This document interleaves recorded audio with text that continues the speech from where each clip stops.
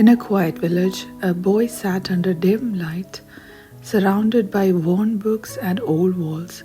His world was small but filled with wonder. Every evening he did his homework while the sounds of his family's chatter filled the air. His sister pointed to words in a bilingual book, helping him learn English. They practiced together, often laughing at mispronunciations. For them, each new word was a key to a bigger world. At night, he would stare out the window, imagining far-off places he had only read about.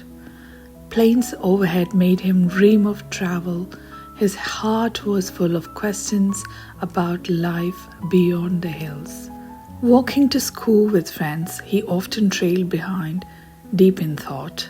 While others talked about cricket, he wondered how satellites worked or what books were read in other countries. His curiosity set him apart. Under the flickering light of a street lamp, he read borrowed books. No one asked him to, but he felt a pull to learn more.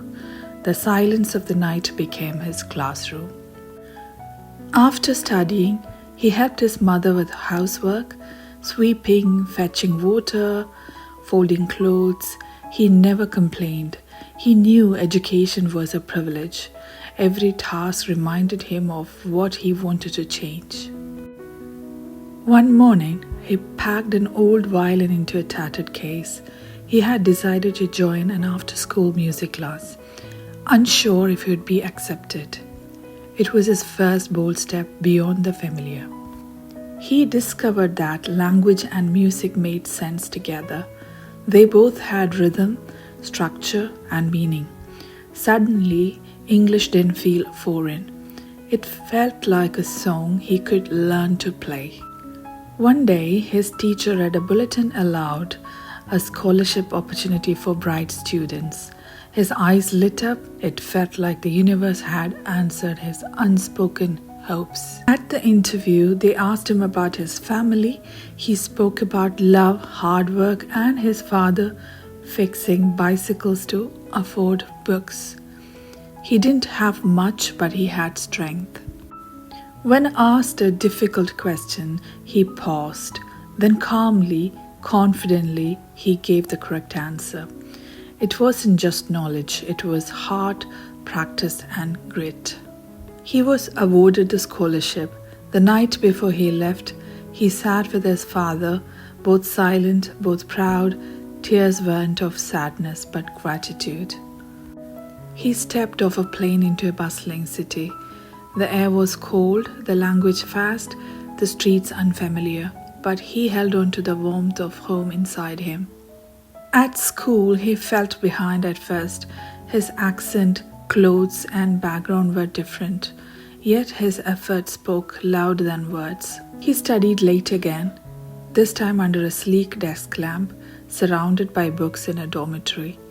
The setting had changed, but his hunger to learn remained. He wrote a letter to his family, telling them about snow, computers, and kind strangers. He ended it with, "I'll make you proud." In class, he shared a folk tale from his village. His peers listened, amazed. For the first time, he saw his roots as a gift. He failed a test once and cried quietly in the dorm. But then he remembered his mother's hands, calloused from hard work. He picked himself up and studied harder. A professor noticed his potential and offered extra guidance. "Don't be afraid to be different," she said. "It's your strength." He presented a project on language accessibility, combining all he had learned. The room went quiet with admiration. His ideas resonated. Back home, his mother read his letters aloud to neighbors. "He is doing good," she said, smiling through tears. They had all helped raise him. Years later, he returned home with a suitcase, taller and wiser. The village kids ran up to greet him, but he still greeted them with the same old warmth. He started weekend classes for village children. He brought books, laptops, and most importantly, belief. If I can do it, he told them, so can you. His father, once quiet, now smiled with pride. He watched his son teach others beneath the same old tree where he once studied. He wasn't just the boy who left the village. He was the bridge between two worlds, and now he made sure others could cross it too.